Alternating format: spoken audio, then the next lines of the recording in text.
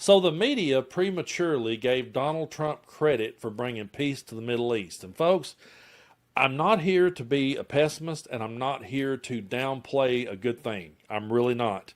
I truly am glad to see the hostages come home. I'm glad to see them released and reunited with their families. That was a very emotional videos to watch, and I in no way want to downplay that at all. I'm truly glad that they made it. I'm glad they're alive, and really glad to see them reunited with their families. But when I saw the mainstream media going off on this tirade about Donald Trump bringing peace to the Middle East, I'm not the sharpest knife in the drawer, but I know the difference between a ceasefire and a peace deal. And no sooner than the ceasefire was made, both sides are already accusing the other side of breaking that. And so I think it's going to be very interesting going forward to see what actually comes of this. But I just feel like that this is everything that is wrong with the mainstream media.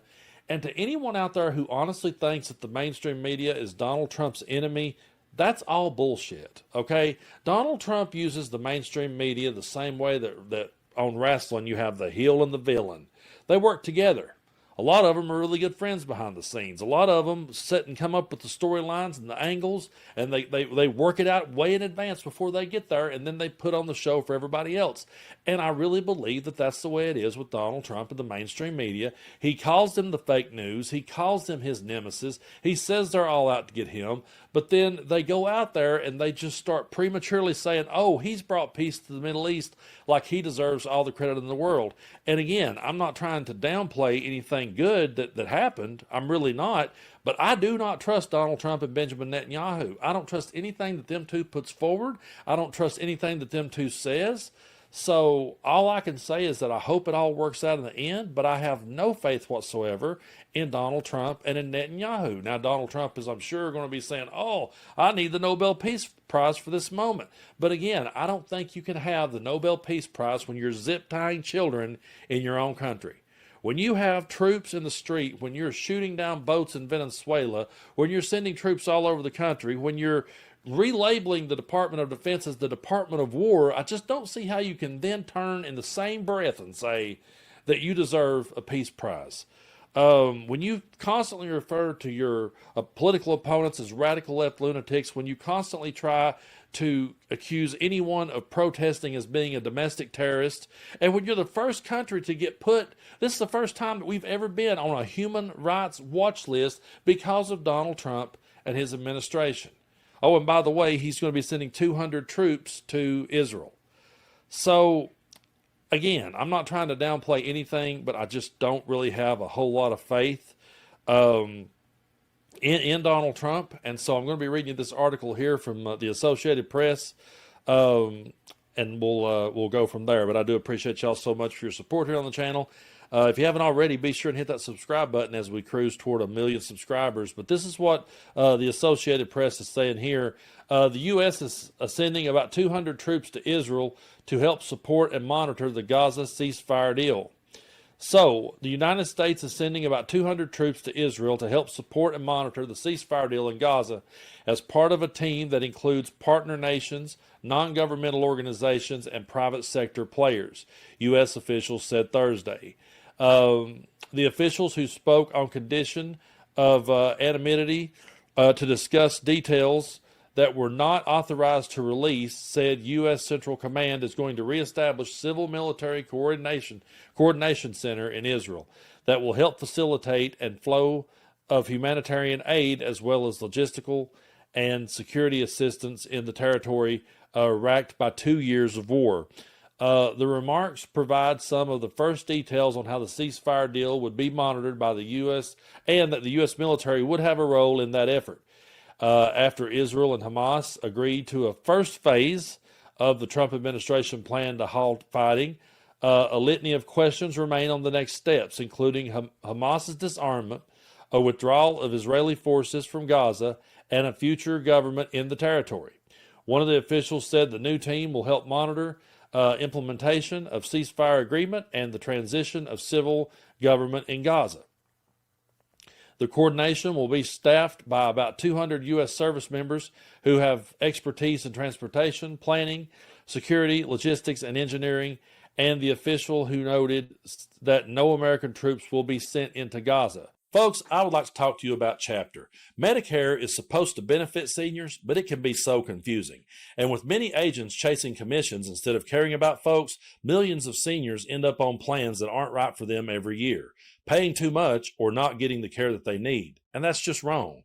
Listen, Medicare annual enrollment runs from October 15th through December 7th. Even if you like your current Medicare plan, it's critical to look at 2026 plans or you risk losing coverage you need. That's because plans change every year and some just disappear. That's why I want you to know about Chapter. They're the only advisors that check every plan nationwide to make sure you get one that works best for you. Their help is free and they can review your options in under 20 minutes. If you're on the right plan, they'll tell you. If not, they'll help you switch. By doing this, they've saved people an average of $1,100 a year. So call Chapter today. Get it done fast and rest easy. You can reach them at 314-732-0423. A second official said that troops would be drawn from the U.S. Central Command, which had troops stationed in the Middle East as well as other parts of the globe.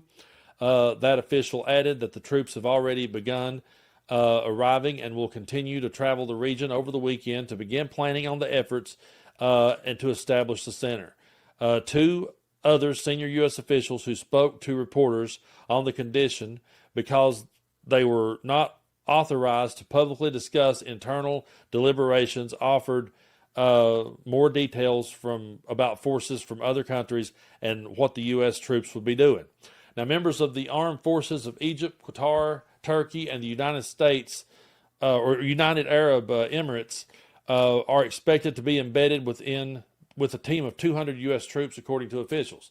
The American service members will integrate the multinational force and coordinate with Israeli Defense Forces. The exact location of where U.S. troops will be positioned is something they will be working on to determine Friday. Donald Trump, meanwhile, highlighted Admiral Brad Cooper, commander of the U.S. Central Command, during a cabinet meeting at the White House on Thursday, saying that he would work alongside Special Envoy Stephen Witkoff, Trump's son-in-law Jared Kushner, and the Secretary of State Marco Rubio. Cooper, I hear, has been fantastic, Trump said. So Cooper joined the U.S. side of the talks in Egypt this week, according to one U.S. official. He helped reassure the Arab countries at a negotiating table that would put a strong guarantee behind its commitments. A reassurance of Arab countries then passed along to Hamas. In show of the readiness, Cooper told them he could have a command post up and running within 2.5 weeks. A breakthrough deal to pause the war in Gaza was reached Wednesday after the United States and mediators in the region pressured both Israel and Hamas to end the fighting that has devastated the Gaza Strip, killed tens of thousands of Palestinians, sparked other conflicts, and isolated Israel. That push sealed an agreement on the first phase that would free the remaining living Israeli hostages within days in exchange for the release of hundreds of Palestinians imprisoned by Israel. So once again, I feel like we're getting a phase one, and the question will be, will there ever be a phase two? Folks, again, I really am glad to see that the hostages made it home, but I don't trust a man who talks about turning it into Trump Gaza and who shares AI videos of him and Netanyahu sitting on a strip. And one of the parts of the plan that he's put forward is that he would be the ruler of the whole thing, that he would be in charge of everything. So in other words, it would be a way for him to profit for everything. And for the folks that are giving him credit, you're bigger people than me, because I can't give him any credit. Again, I'm glad the hostages made it home. I'm glad that this worked and went through on this end. But when it comes to Donald Trump and Netanyahu, I can't even say I'm sorry for saying this. I just absolutely have no faith. And I also have no faith that Donald Trump will ever see heaven if there is one. This is probably one of the only things that he and I agrees with. He don't think he's going to make it either. Take a look. Go ahead. You had talked a couple weeks ago, you were doing an interview, and you talked about how you hope to end the war in Ukraine because it might help you get into heaven. How does this help? Does this help? I mean, I'm being a little cute. I don't think there's anything going to get me in heaven. Okay, I really don't. I think I'm not maybe heaven bound. I may be in heaven right now as we fly in Air Force One. I'm not sure I'm going to be able to make heaven, but You know, I think one of the main reasons why that he can't ever see himself making it to heaven is because of what's in the Epstein files. Is because of what's been done, and he knows what's been done, and he's covering it up. Because the Bible does say that anyone who hurts one of the little ones, it would be better that a millstone be tied around their neck and then be cast to the bottom of the sea than to stand before Jesus in the day of judgment. So if Donald Trump ever stumbled across that verse, it definitely had to give him some chills. And again, we're still sitting here with the government shut down, and we're waiting on Adelita Grijalva to be sworn in so she can be the 218th vote to release the Epstein files, and they're kicking and screaming every step of the way against that. And that's why that it's like, you know what? I really want to see peace all over the world. I want to see peace in the Middle East. I want to see peace all over the world, and I'll be the first one to give Donald Trump credit if he's the one that actually pulls it off.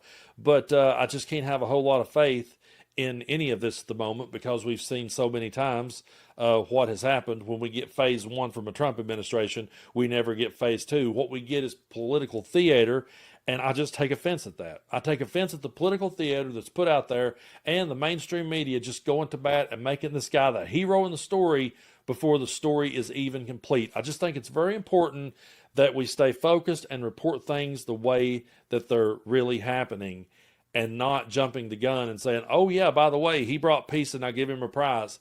To me, you don't get peace. You don't get a peace prize until you have brought peace within your own country. And there is so much going on within the United States that he just continues to fan the flames. No matter what, he will never be a peacemaker in my eyes.